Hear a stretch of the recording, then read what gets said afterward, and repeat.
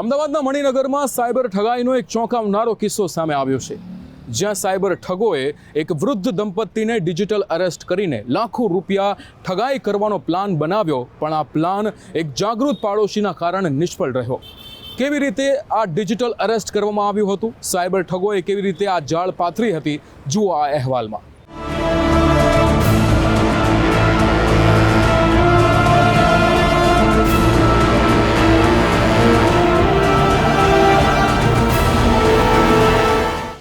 દેશના જુદા જુદા શહેરોમાં ડિજિટલ અરેસ્ટના નામે સિનિયર સિટીઝનને નિશાન બનાવીને છેતરપિંડી આચરતી સાયબર માફિયાઓની ગેંગ સતત સક્રિય છે।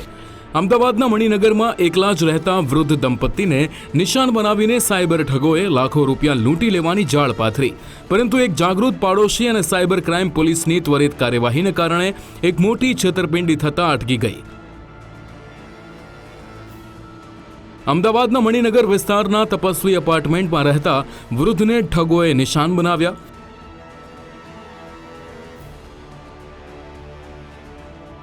આ સાયબર ઠગોએ વૃદ્ધ દંપતીને છેતરવા જોરદાર જાળ બિછાવી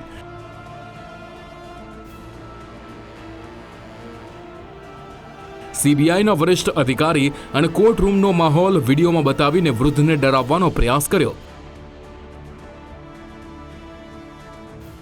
મહારાષ્ટ્રના જાણીતા રાજનેતા સંજય રાઉત સંબંધી કેસમાં મની લોન્ડરિંગ અંગે સંડોવણીની તપાસના નામે રીતસરના ધમકાવ્યા। આ વૃદ્ધ દંપતીને લગભગ 48 કલાક સુધી ડિજિટલ અરેસ્ટ રાખીને દંપતીને બીવડાવ્યા।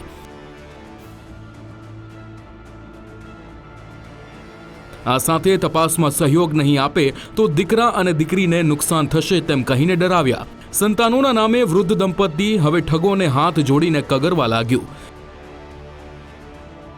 એટલે આસપાસના પાડોશીઓ કે સંબંધીઓ સાથે સંપર્ક કાપીને ડિજિટલ અરેસ્ટના સમયે બેંકમાં પડેલી એફડી અંગે જાણકારી મેળવી।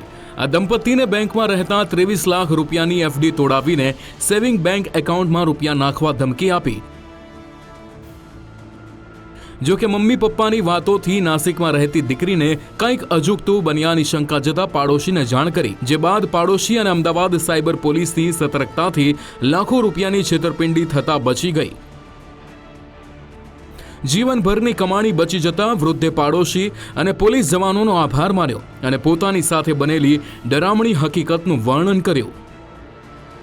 તમે આવી રીતે પંકજ સંજય રાઉતના કેસમાં તમે કરોડ રૂપિયા લીધા છે અને તમને 20 લાખ રૂપિયા આપ્યા છે। મેં કહું મારી પાસે કોઈ કે તમારો એકાઉન્ટ બોલે છે ન્યૂ બોમ્બેમાં, તો મેં કહું ઓકે, મેં એવું એકાઉન્ટ ખોલાવ્યું જ નથી કેનેરા બેંકમાં। મારી પાસે એટીએમ કાર્ડ મને બતાવ્યો, એટીએમ કાર્ડ પર મારું નામ હતું અને તમારી કે એકાઉન્ટ છે, બીજો મને ફોન નંબર આપ્યો, એ ફોન નંબર મારો હતો જ નહીં। તો કહું આ ફોન નંબર મારો નથી। પછી કે તમે આ રીતે ડિજિટલ એરેસ્ટમાં ફસાયા છો મની લોન્ડરિંગમાં, એટલે તમને ઓન ધી સ્પોટ એરેસ્ટ કરવામાં આવે। બીજું એનું અસર તમારા છોકરાઓ પર પડશે, એટલે તમે કોઈને સિક્રેટ રાખજો, કોઈને કહેતા નહીં, અને તમારે અહીંયા જ ઘરમાં જ રહેવાનું। તમારી પાછળ સિક્યુરિટી રાખવામાં આવશે 50 મીટર દૂર, 500 મીટર દૂર। તમે એની ચિંતા, તમારી સેફ્ટી અમારી ફર્સ્ટ પહેલી છે એમ કે પ્રાયોરિટી। એ રીતે અમને મોબાઈલ પર ગોઠવી દીધા અને સેટ પર હાલવાનું નહીં, ઘણી વાર જવાનું નહીં। આ ઠગબાજ ટોળકીએ નકલી કોર્ટનું સેટઅપ બનાવીને વિડીયો કોલ થકી જજ અને પોલીસ બતાવી વૃદ્ધને ડરાવ્યા હતા। જો કે પાડોશમાં રહેતા પારુલ દેસાઈની સતર્કતા, જેના કારણે વૃદ્ધ દંપતીને ત્વરિત પોલીસ સ્ટેશન લઈ જતા ઠગાઈ થતા અટકી ગઈ। અમદાવાદ પોલીસના વરિષ્ઠ અધિકારીઓએ જાગૃતિ દાખવનારા પારુલ દેસાઈનું સન્માન કર્યું હતું। એમની દીકરી નાસિક રહે છે, ત્યાંથી ફોન આવ્યો દીકરીનો કે મમ્મી પપ્પા વ્યવસ્થિત વાત કરતા નથી ને ફોન નથી ઉપાડતા, તો પારુલ કાકી તમે જુઓ ને શું થયું છે।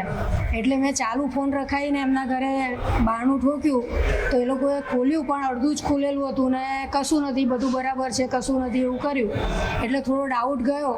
પછી મેં દીકરીને કીધું, મેં કીધું 10 મિનિટ પછી કદાચ કોઈનો ફોન ચાલતો હતો એવું લાગ્યું, એટલે મેં કહું 10 મિનિટ પછી હું પાછી જઈ અને જોઉં છું કે શું છે ખરેખર।